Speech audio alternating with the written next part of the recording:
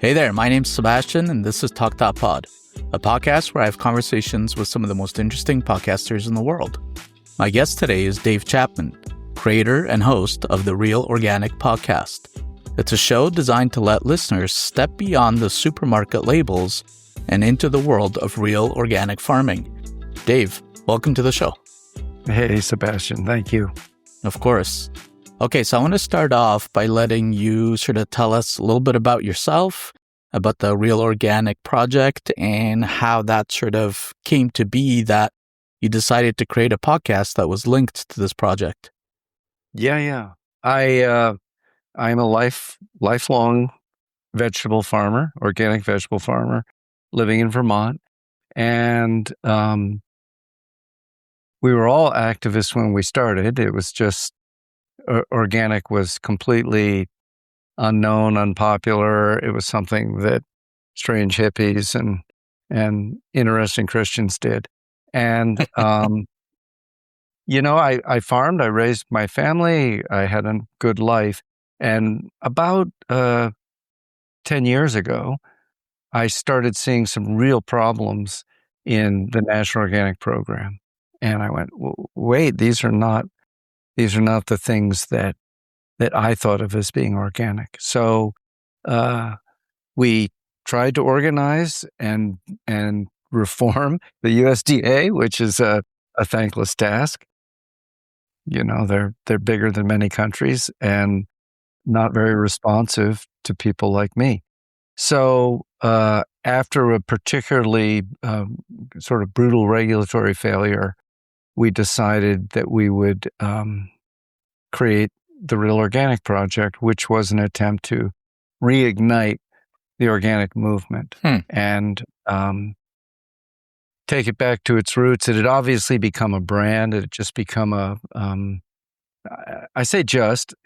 a lot of very good stuff that gets sold under that brand, but there's also stuff being sold that is not, in my opinion, organic.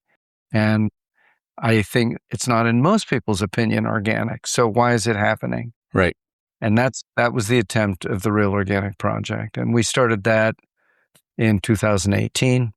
And the podcast was a few years off still. Mm-hmm. And we started organizing farmers. We created an add-on certification for people who already were certified with the USDA, but then they went all the way. Okay. We got about 1,000 farmers, 1,000 farms certified with that across the country. Amazing. Yeah. And so what made you feel like a podcast would be sort of a good complement to the project itself? We got into a podcast kind of by mistake. It was COVID. Oh, and, okay.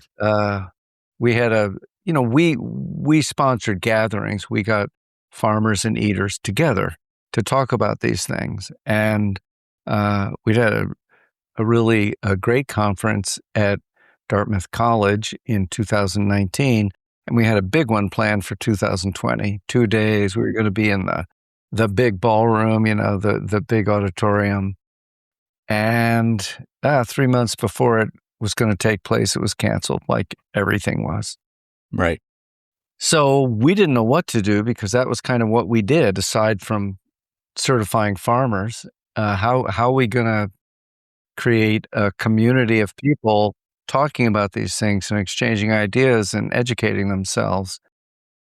And I actually, you mentioned in your note Seth Godin, one of the people I've interviewed a couple times. And I did something that he offered called the Alt MBA, Alternative MBA, Master of Business Administration. But it's just a 1-month course. It was for working people, and you do it after work and all day Sunday. My wife said, yeah, all my time. But it was very good. And the project I used for all the little assignments we had was to create a virtual symposium, a virtual conference. And at that point, nobody was doing that. And now it's very common, but it was new. And we did. And so to do it, we had to interview people virtually and then edit all these clips together. Yeah. And one thing I discovered is that whereas we could maybe get one rock star to come and speak at our conference, I could interview lots of rock stars virtually. Yeah. And as we did, and we had all these interviews, and we made a podcast out of them, with always right from the beginning with YouTube. So we always had a video version, and then we also had the audio version. That's an interesting origin story. I'm always fascinated by how podcasters got their start. And it's so varied. I find it very interesting. Now, having listened to the podcast, the Real Organic podcast, to me, it feels like it has evolved a little bit in terms of it feels less like just, a show focused on farming, and it's more kind of like a philosophical conversation about farming and community and civilization and integrity. It's definitely not just for farmers. I'll say that. Was that sort of intentional from the beginning when you first started, or did it sort of evolve it into that? As we go along, I'm growing up. All my thinking is evolving. Everybody's thinking is evolving who's involved with this project. And it is a project. It's intended to be a multi-life project. And we won't finish it in my lifetime. We can't. It's too big. Yeah. But I think the question that I have asked is, why in the world did we have to do this in the first place? Why did the basic rules that, based on a good federal law called the Organic Food Production Act, and these simple rules about soil health, and it's a very good law. And the National Organic Program was violating the law, right, in order to certify things that shouldn't be certified. Big companies, big corporations. And so to me, it started an exploration, a mental exploration. Why is this? And I started talking to a lot of people who had thought about different aspects of it. What does it mean to be organic? What does it mean to be deep organic? What does it mean, the relationship between any business and community? What's the relationship between the government and community? What's the relationship between the government and democracy? If the government fails us, if it does something that's truly unpopular, then I think one of the things that happens is it starts to cultivate this deep cynicism about government, which is not good. No. It's not good. So all of these things became part of the Real Organic Project, and who we chose to talk about as we tried to understand both what is happening and what can we do about it. That kind of leads me to my next question. But before I ask that, I want to ask you just what you said there about why it came to be that things are the way they are. Is it simply a matter of corruption? Is it a matter of industry being eventually the same people that are in the industry, they move on to be in positions of power in government? They're the ones that oversee the regulation of these industries. How did we get here? Yeah. It's corruption. You know what? Somebody I've interviewed a couple times, and she's wonderful, is Zephyr Teachout, and she is a law professor, and she also is very prominent in the pro-democracy, anti-monopoly movement. And she's really pointed her finger at a lot of things. I go, well, that's true. That's true. And one of the things she said is there are these words that we use, and like fraud, that we think we all agree on what it means, but we don't. And for some people, it only means you've broken the law, you gave somebody a bag of money, and we can arrest you for that. Right. But for other people, it means twisting government to serve your interests, but maybe in totally legal ways. So there are, many lobbyists from the food industry working in Congress, many. And they spend a lot of money on gaining that influence. Now, that doesn't mean that they're giving your senator a bag of money. It just means that through a lot of avenues, through the press, through influencing the press, through writing things on social media and putting them out, through being at parties with the Congress people and their staffs and saying, "Oh, come on, that's not real." That they have a great deal of influence, great deal. I hear you. I mean, I'm sure it's a very complicated and sort of multi-layered kind of beast that you have to try and tackle. One thing I noticed... It's what they famously would call regulatory capture. That's right. And that's right. I came into this, I can't say naive, but let's say unschooled about how that worked. I was kind of stunned it was happening to this degree to organic. Yeah. We knew it happened when you're trying to regulate, oil and gas, but organic, little old organic. But it was happening just the same. In the very beginning, somebody, when we were starting this, somebody said, "Are you fighting against multinational corporations?" I went, no, it's really, this issue is about one farm down in Mexico, a family farm, big, but not a multinational corporation. Right. And they're influencing the USDA. Well, I was wrong. Of course, we were contending with Driscoll's, who is a very big multinational corporation, but they were working so quietly behind the scenes that nobody knew that. Incredible. Yeah, the sort of tentacles of corruption can be very deep and, as you say, very quiet. One thing I noticed about the way you organize your podcast is you sort of have very specific buckets in terms of the type of people that you have on your show. I'm curious what your philosophy is for deciding who you want on the show and what kind of conversations you want to have with them. In that sense, Sebastian, it's somewhat personal. I find people who I find to be really interesting, and I have a conversation with them.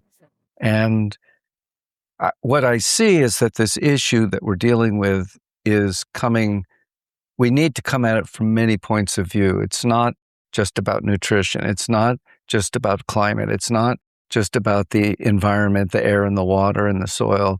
It's not just about community. It's not just about democracy. It is about all of these things. And so we need to ask people who have thought a lot about these different aspects of it to look at this and say, well, what do you think? What's going on? And how do we do it better? Yeah, I'm curious too about how you sort of made that transition from, like you said, being a farmer and sort of being a media person through this podcast and this project. Because I find too that one of the recurring ideas on the show that you have is that, healthy soil creates healthy communities. When did you sort of realize that, it's more of a cultural issue than anything? Well, I have to say, for me, that's a very old belief. Maybe I've gotten clearer about the words around it. But when I started being an organic farmer, I was a young person. It was the 70s. I was just the last year of the draft for Vietnam was my year. Wow. Right. 1971, I was 18. And so that's the wave that swept me forward, that propelled me. And that wave was very much about not trusting what government is telling you, because we discovered they were lying to us about a lot of things. And, they really were. And it was people were dying. Lots of people were dying because of it. Big things were going on. And we started to question everything. Food, for sure. And gender roles, for sure. Race, for sure. All these things that had been kind of codified in American culture were now being disrupted. Yeah. And I was part of that. So when I became an organic farmer, honestly, there was no question in my mind whether I'd be organic or not, even though I didn't really know yet what that meant. I knew it meant don't use pesticides, but I didn't understand what it meant. I understood what it didn't mean. I understood the exclusionary parts, but not what is the embrace. And I got to that. I got to that over time. Yeah. So what is the exclusionary part right now? And as far as you're concerned, what do you, for example, the farmers that you that you label as real organic farmers that you give the certification to, what kind of criteria do they have to meet? So the exclusionary parts haven't changed in there. You can't use any synthetic chemicals. You can't use synthetic fertilizers. You can't use any synthetic pesticides, insecticides, fungicides, herbicides. So that's what everyone thinks of when they go organic. I don't want any chemicals on my food. Great. We all agree that's simple. And that still is mostly 99% part of the USDA certification. Mm-hmm. The next part is, what do you do? So you don't need to use all that. And that's beautiful. That's the real heart of organic farming. And it always has been. It's not a new idea. And it's always been about stewarding a living soil. And by living, I mean a soil teeming with various life forms of microbial life, but insect life and animal life, all of these things, and plant life, right? As funny as that sounds, there is some agriculture in America, some deep chemical agriculture that sees most plants, except for your single crop, as an enemy, and you want to get rid of them. And they'll have bare soil for 5 months. Right. And that's not something an organic farmer would do. So I think that the Real Organic Project, they're basically 3 burning issues for the National Organic Program. And one is that they certify soilless production, hydroponic production. Hydroponic just means it's grown either in water or in a bag of shredded coconut husk or something. And all of the feed is given as a liquid fertilizer. Right. And that's what hydroponics is. And there are probably over $1 billion of hydroponic crops being sold as organic right now. And that's thousands of acres of blueberries and tomatoes are being sold right now. The second one is animal welfare. And it's not just the animal welfare, it's the human welfare, it's the soil welfare, animals grown in confinement. And so the large CAFOs, and some of them are being certified as organic, and that's just wrong. Yeah. And anybody, if you show them a picture of that, and you show them a picture of a real organic farm, they go, I want the real organic one. I'll pay for it. I get it. It might cost more. I'll pay for it. Yeah. All right. And the third one is just out and out fraud around a lot of imported crops, especially grain, but vegetables too. Yeah, incredible. Do you find also, I mean, over the last, I guess since COVID, we as a society continue to sort of wrestle with rising food prices and inflation. Do you find that has a potential to kind of disrupt the idea about buying organic? Because I think organic tends to be more expensive when you go to the grocery store. Yeah, I don't think it's more expensive because it costs more to grow it that way. Okay. I think it's more expensive because there's huge institutional support for chemical agriculture. We have spent so much of our tax money, your money and my money, has gone to support the development of chemical agriculture in this country. And if we stopped doing that and said, okay, level playing field, even though you got this huge head start, level playing field, I think we'd do fine. Yeah. And I think if you said, well, you know what, we really should make up for how one-sided we've been, and let's put more than 0.5% of our research budget into organic. Let's make it 15%. Sure. 20%. Why not? Isn't that a good thing for our country? Yeah. To not be using chemicals that are clearly making people sick. There's no question about it. Yeah. You look at Iowa, the great dream of the Green Revolution, and it's got the second highest cancer rate in the country, this supposed agrarian paradise. Wild. And it's because of the chemicals. Yeah. It's simply because of the nitrogen fertilizer. The water is not safe to drink, and they know it. So we have real problems that we're creating by farming in a way that is totally reliant on chemicals, both fertilizers and pesticides. And if we, as a country, said we make it a priority to support different ways of doing it, you would see the price of organic food go down, and you would see the price of chemical food go up. Already, corn in this country is entirely funded by the U.S. government, the growing of corn. Yeah. Right? Corn farmers would go out of business without crop insurance, which just guarantees them not a great living, but a living. And that's because their corn actually has very little market value. There's a tremendous glut of it. It's a crazy system. And so I think that the idea, first, I would also say that the organic food actually is worth more. Mm.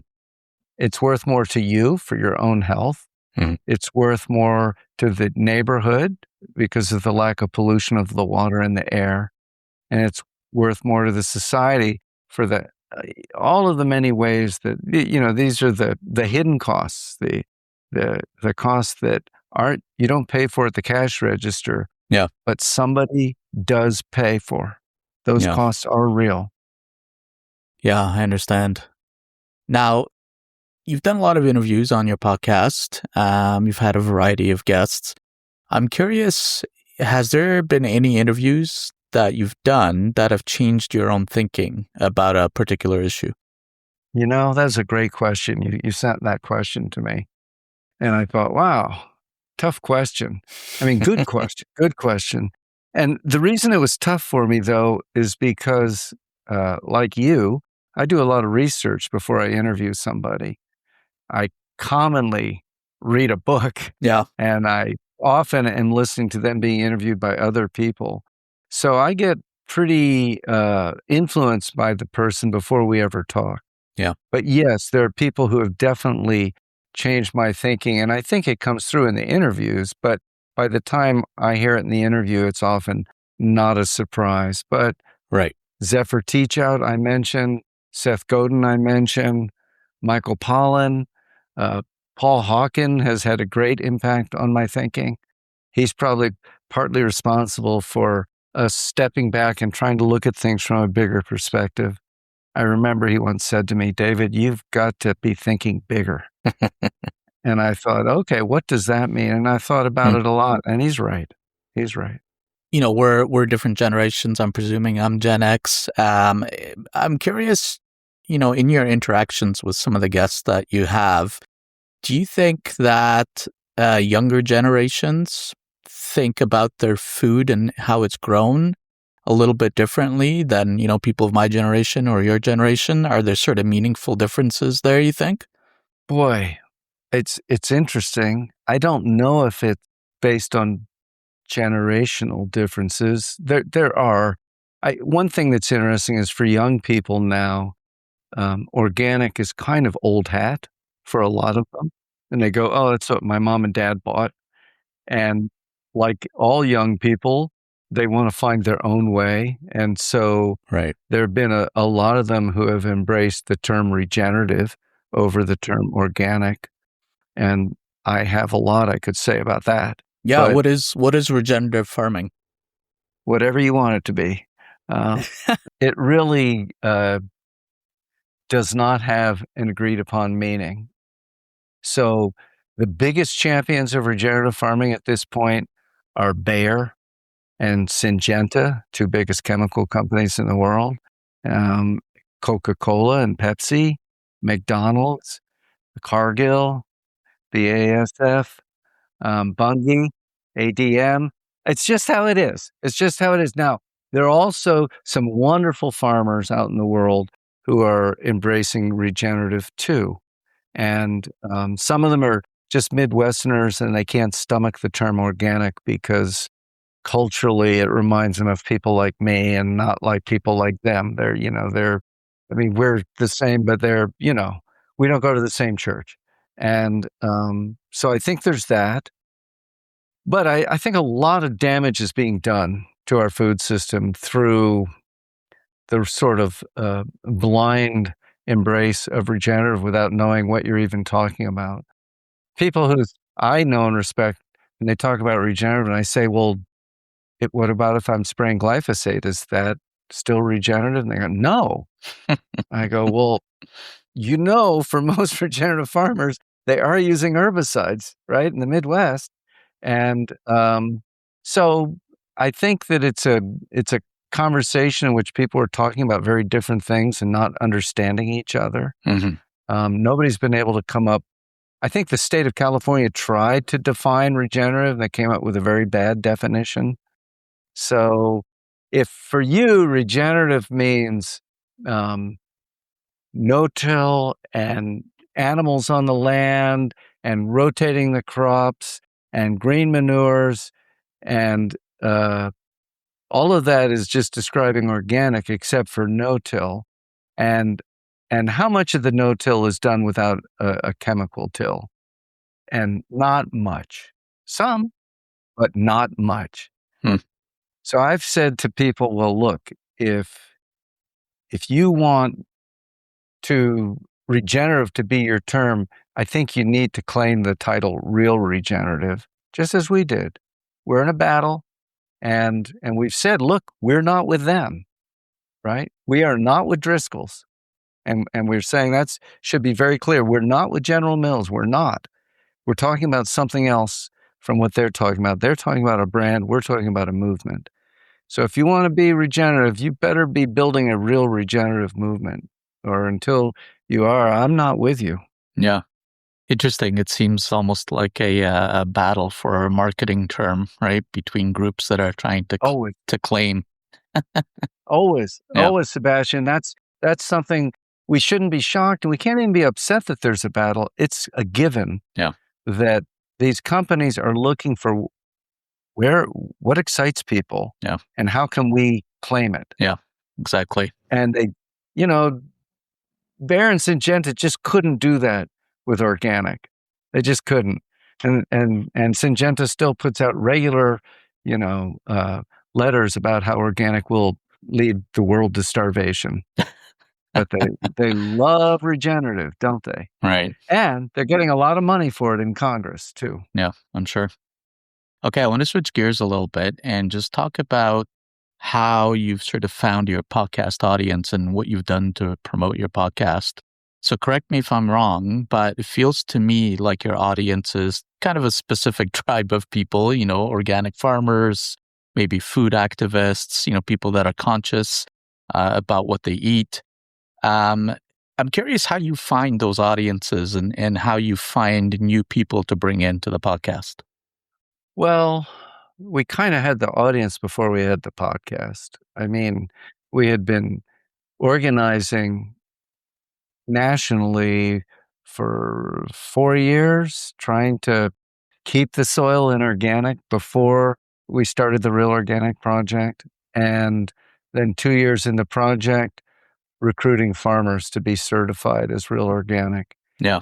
Then when we and we already had a weekly letter that was read by thousands. And so we said, hey, we have a podcast. And, it grew fairly naturally and easily. And I don't mean to sound like, oh, this was easy. I still feel like we're dramatically underperforming our potential. Okay. The idea that there are only, 5 or 10,000 people who would be interested in these interviews is crazy talk.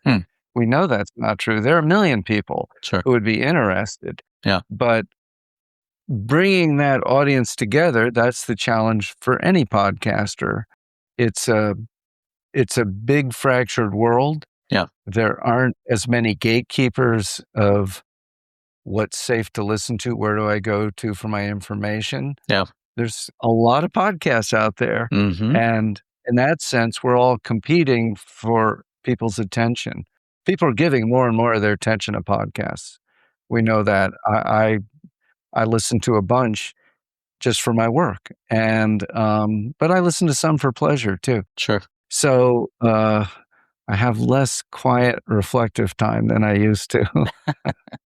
Yeah, that's a really good point you make because now that I've been speaking with more podcasters, that's kind of a recurring theme that's come up, is the idea that the media environment is extremely fractured, right? There's no monoculture anymore. You don't have, 50 million people tuning in to Johnny Carson every night, right? You don't have, even some of the biggest podcasts in the world, barely break 1 million listeners. So you're right. There's a lot more options, a lot more podcasts, and everybody is competing for that attention. So actually, I'm curious, we mentioned Seth Godin earlier. I don't know how you know him or your relationship to him, but in one of the episodes that you did, I think he said that the internet has become a bit of a cesspit in terms of, trying to sort of cut through some of that noise. I'm wondering how you feel about that. Yeah. Seth had such optimism and hope for the internet earlier. Yeah. And, Seth was an early someone who ran businesses on the internet, and he was successful. And, but he really saw it as a getting rid of the guards. And it meant that it used to be that a third of America listened to Gunsmoke every week, watched Gunsmoke. And now nothing has that kind of draw. The most popular book now wouldn't have made the top 20 40 years ago That's for right. sales. Yeah. Same for music, all of that. So the world has changed, and it's made it harder for a small number of people to make a great living doing those things. Yeah. But easier for a large group of people to get a little bit of an audience, and maybe enough of an audience to survive. Yeah.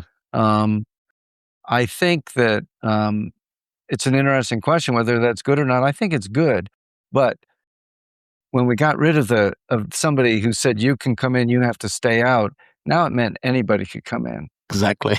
and that means some pretty unsavory people are coming in, Mm-hmm. and they have the same opportunity to share their message that you have to share yours. That's right. And so that's just the world we live in. I think that's what Seth was talking about. Yeah, you're right. Yeah. The technical barrier to entry is almost nothing now, right? Anybody can do it with their phone. And what's interesting is that we know how to blow up a podcast. You say outrageous things. That's right. Yeah, you say things that are very inflammatory, and even if you're going to back them down later, and that's how you get a lot of views. That's how you get clicks, which is not something we do. We do not do that. Yeah. And so our growth will inevitably be much slower than if I said some outrageous things out loud. I've noticed that tension, and I think a lot of podcasters wrestle with that tension, especially in sort of the world of short form clips. But I'm curious, you also mentioned YouTube earlier, because that's a big topic for podcasters right now too. I've been saying that there's a tension now where podcasters realize that YouTube and other short form clip platforms are excellent for discovery. It's a great way for people to find their podcasts and help them grow that audience. But of course, there's the added cost of video production. Audio production is, a lot easier, in my opinion, a lot faster than now adding a video component. So again, I'm curious how you think about YouTube and video for your podcast. Well, we have always done our recordings with video. I actually envy some of the great audio-only shows. I listen to Hidden Brain, and I go, God, this is so beautifully done, and such a beautiful use of just sound. And I envy them because it's a lot easier to just do audio. And me too. You can get some really great mics, and I've been on some radio shows where this big microphone is right in your face. Yeah. And God, the sound quality is awesome. Mm-hmm. But what we do is much more nimble. And so, yes, we can do it like this. And in fact, we could both be on those big mics. But a lot of the interviews, I prefer to do interviews in person. If I possibly can, I will. Yeah. And then I have 2 iPhones on 2 little tripods and some Bluetooth Rode mics and incredibly inexpensive equipment that does a really high quality job. Yeah. Have there been any episodes that you've done that like were unexpectedly popular? Something where you were like, "Whoa, this got a lot more traction than I thought it would." Well, our most popular episode was an interview I did with Vandana Shiva. And she is, I don't know if you ever heard Vandana, but, she speaks really well and she thinks beautifully and she talks about issues and she does get people with their fist in the air. And, she spoke once, my friend Elliot Coleman said he heard her speaking at Terra Madre in Italy. And every sentence, there were like 1,000, peasants in the room going, yeah. So she's really great. I interviewed her and I don't know what we went to, 180,000 views on YouTube. Amazing. And we've seen that the biggest ones are always YouTube, the ones that blow up. The audio doesn't blow up. The YouTube blows up. Yeah. And, but a more direct answer that I didn't expect was I interviewed a wonderful baker, Eli Pipkin, who is a baker at Stone Barns in New York, Tarrytown, New York. And I just really like him, and his bread is incredible, out of the world. And I was there interviewing Dan Barber, the head chef. And I said, Eli, let me do an interview with you. And we did. And that was very popular. And I didn't expect that. Okay. Turns out a lot of people are interested in baking bread. Yeah, my wife included. Yeah, me too. Oh, really? What kind of bread do you bake? I try to bake his bread, but, just simple sourdough whole wheat. Mm-hmm. His bread is so good. And, when I go out and I'm headed down to Stone Barns, my wife shouts, "Don't forget the bread." She wants me to bring back some bread. I make good bread, but theirs is something else. So he says, you'll get it. So I'll keep working on it. What's the secret to really good sourdough? Is it all about the starter? I don't know, Sebastian. I'm a baby, but, I religiously keep my culture going and all of that. And it makes very good bread, but they get something else. So I need to go spend some more time down in the bakery there. Okay. Now, during the course of your podcast, I think you've done a little over 280 episodes or so. You've talked to a lot of farmers. Are a lot of them, do they feel like they have their own sort of story to tell, but don't sort of see themselves as broadcasters or media figures? Do you ever wind up giving advice to them, having run this successful podcast?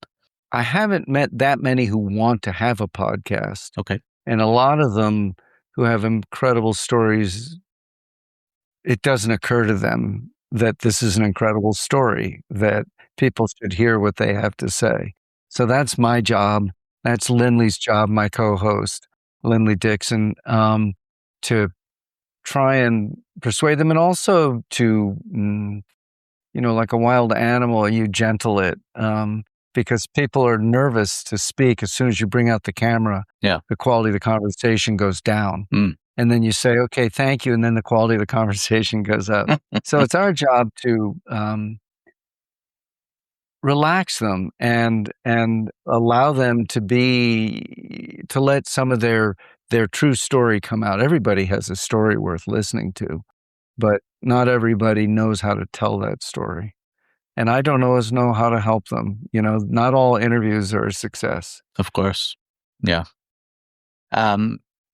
Is there advice that you would give, somebody that is trying to start kind of a mission-driven podcast like yours, but they don't necessarily have a big marketing budget to put behind it? Well, the first advice I would give to anybody who's going to do a podcast is just get the tech down. Just get good lav mics. Yeah. And so that the sound is good.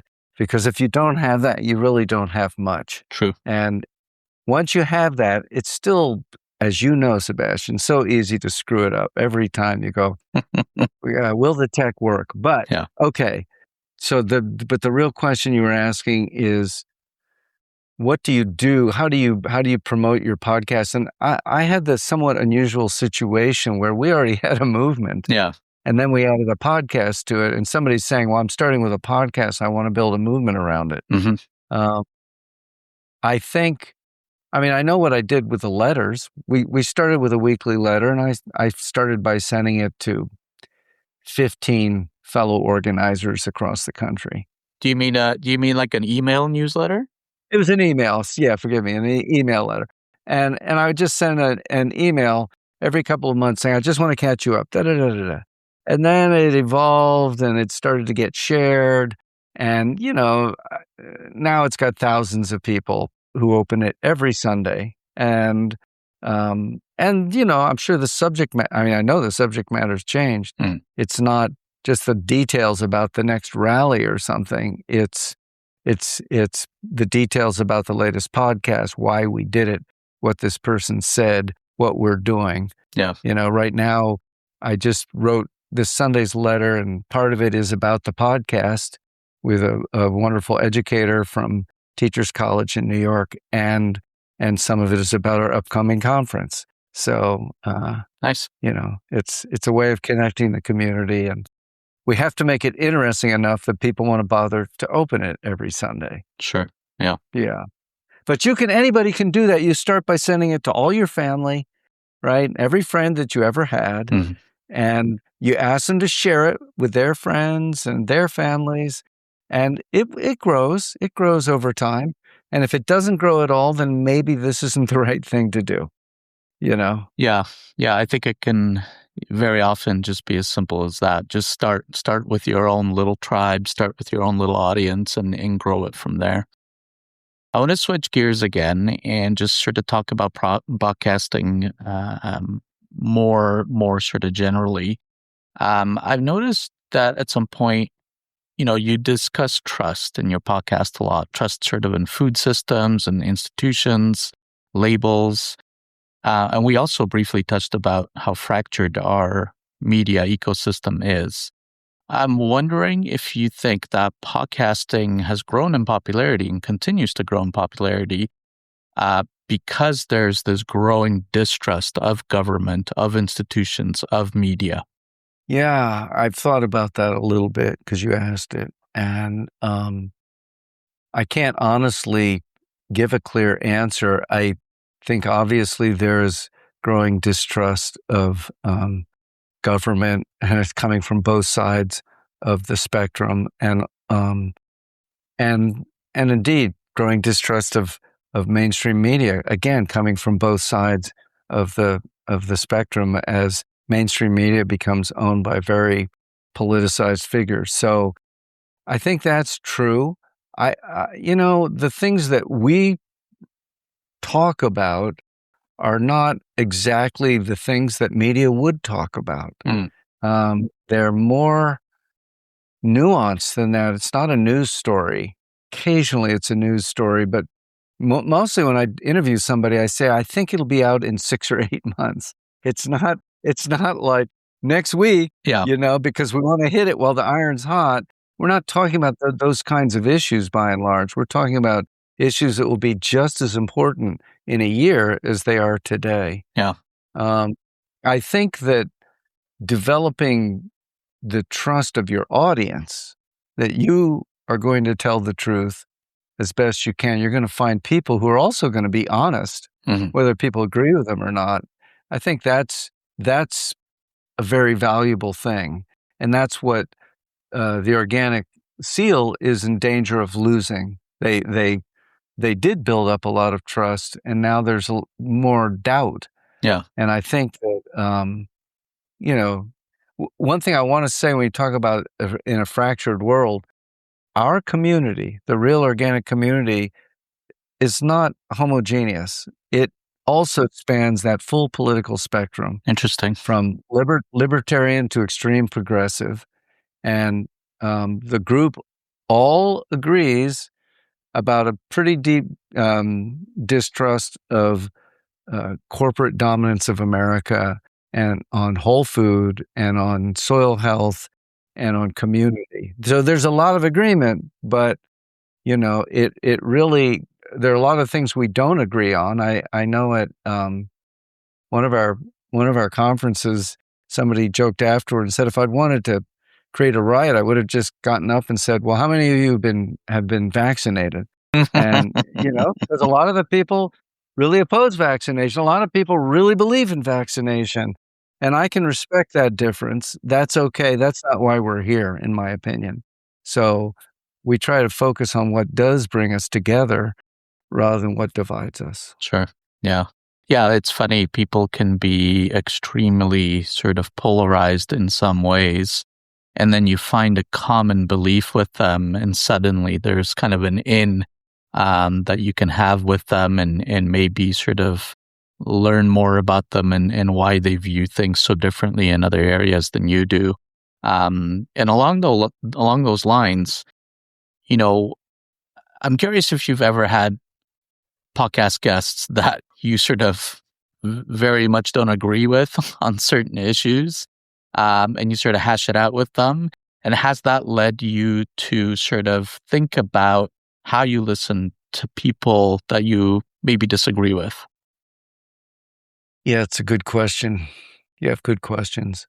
I don't know if I've ever done what I would call a hostile interview, meaning I know I really don't agree with you about what we're going to talk about. Right. I've definitely interviewed people where I knew there were certain things, if we talked about them, we were not going to agree, but that wasn't what we were there to discuss. Sure. And it's a question for me, Sebastian, whether I should have hostile interviews. I'm sure it'd be exciting. Mm-hmm. But I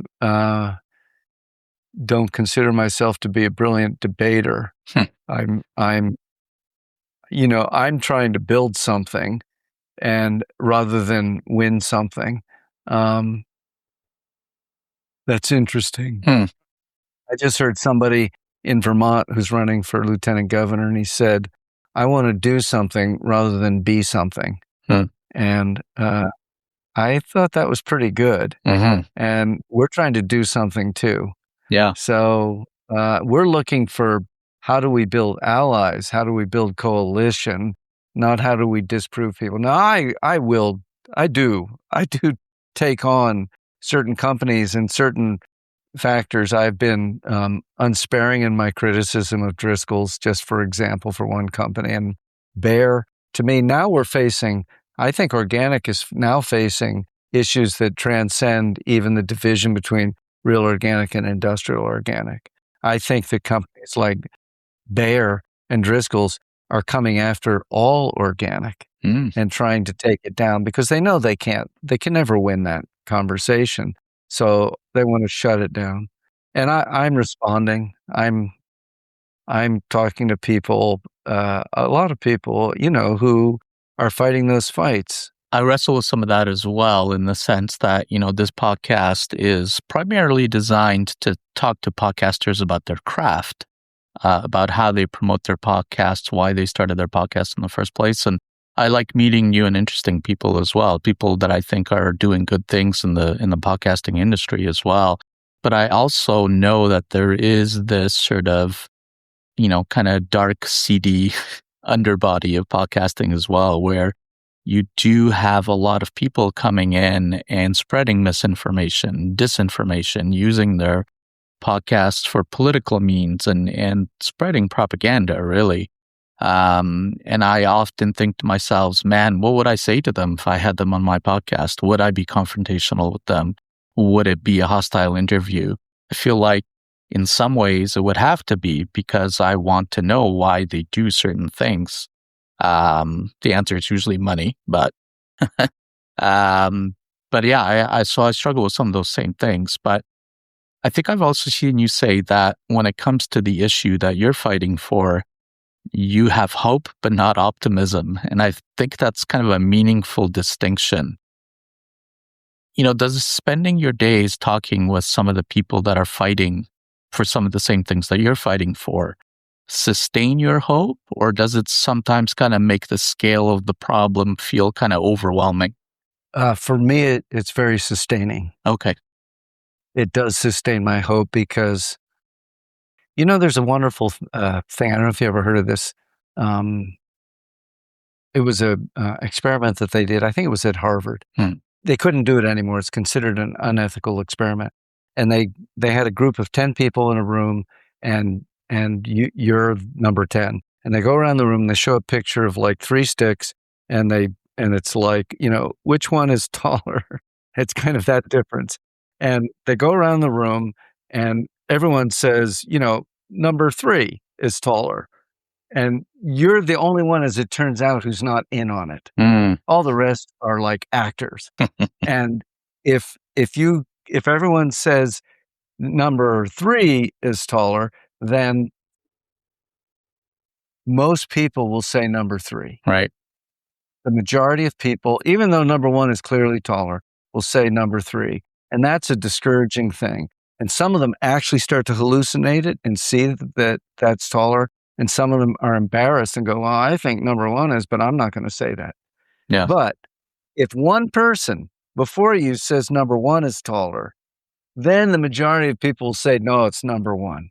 And so for me, that shows the power of standing up and saying the truth, because who knows who you will influence who goes, yeah, that's the truth. Yeah. Of course. Yeah. And so it's important that we do that. And when somebody does that for me, I say, thank you. It's so wonderful. Somebody who's a real professional, somebody who's a high level farmer and been doing this all their lives on some kind of farming I don't know anything about. Glenn Elzinga doing beef in Idaho. And he's so good at what he does and so knowledgeable. And it's very encouraging to me to go, oh, yeah, you can do it there. Yeah. And yeah, you can do it in Montana growing wheat. And yeah, you can do it in Florida growing blueberries. And it's like pretty soon, you can do it in Indiana growing beans. So pretty soon you go, you can do it anywhere growing anything. And I know it. Yeah. I know it's true. And so these lies that say, well, that would never work. You can't do that. They're just either they don't know what they're talking about, misinformation, or they do know and they're lying. And that's misinformation. Yeah. Right. I mean, sorry, reverse. Misinformation, they don't know what they're talking about. Disinformation, they do know and they're lying. That's right. To control you, to manipulate you. Yeah. Yeah, that's a powerful example you gave of that experiment. It certainly kind of gives you hope, but at the same time, kind of is illustrative, I think, of the kind of folly of human psychology. And I often think too how, you look at job listings from a lot of the big tech companies, the amount of psychologists they hire is absurd. They have entire teams of psychologists working for them to sort of figure out how they can capture people's attention and kind of game some of these basic fundamental kind of flaws of human psychology, all in an effort to extract more money, obviously. When future generations look back sort of at this moment in food and how it's done in the US and North America and the Western world and sort of the media culture around it, what do you think they'll say about people like you who are fighting for something different? Well, if things go well, they're going to say thank you. And I hope that's what happens.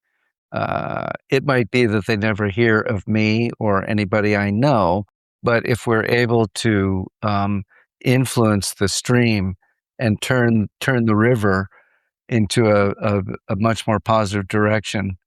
The agriculture that I dream of, Sebastian, is I don't see a downside. I only see upsides. I don't mean that everyone will suddenly become little saints. I just mean that everything will get better. It will make the people who live and eat that food healthier. That's not enough.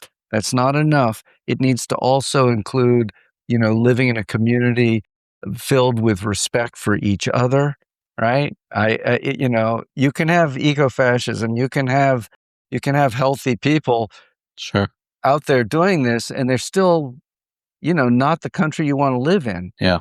So I want to be clear that I don't think that health is the only endpoint or physical health is the only endpoint, but emotional health, a kind of wisdom, a raising of our boats because the water's rising. Yes. And real organic agriculture, that's what that is. That's what we're trying to do. And if we can even pull off a bit of that, the world will be a better place, genuinely. Yeah, it definitely seems like a goal and future that you envision worth fighting for. Okay, Dave, final 2 questions. I asked this of all the podcasters that come on the show. What are 3 podcasts you'd recommend?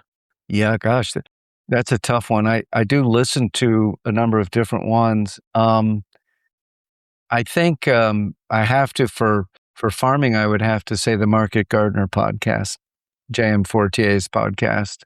I've been on it several times, and it's such a pleasure, but he has other great people, and he does a wonderful job, and his team. Second one, I'm really enthralled right now with something called Scene on Radio, and that's spelled SCENE, Scene on Radio, and it's really about politics and culture. It comes out of Duke University. Very interesting, very interesting. I've learned stuff from that I've used in talks I've given. And I don't know, maybe a revisionist history just for some fun. Malcolm Gladwell's excellent podcast. Excellent. And where can people find you online? If you just type in Real Organic Project, it will take you to our website, and it's realorganicproject.org. But if you just get Real Organic Project, it will get you there. And then podcast is right at the top. You can choose it. And they're all there, all 280 or whatever it is now. Awesome. Yeah. Okay, Dave, thank you so much for coming on the show. Thank you, Sebastian. It was a pleasure. Of course. All right. Thanks for listening to this episode of Talk That Pod. Make sure to follow us on all the social places. Just search for Talk That Pod. And if you're not subscribed yet, this podcast is also available on YouTube at Talk That Pod Show. Also, if you liked what you heard, tell your friends about it. And if you really liked it, give us a follow or subscribe on your favorite podcast app. And if you're a podcaster who wants to come on the show, go to talkthatpod.net and submit a request. Finding great podcasts is hard. That's why you should also check out Find That Pod. It's a podcast recommendation newsletter I write every week, bringing you 5 amazing new podcasts you should listen to. Subscribe today at findthatpod.com. Thanks for listening, and I'll catch you in the next one.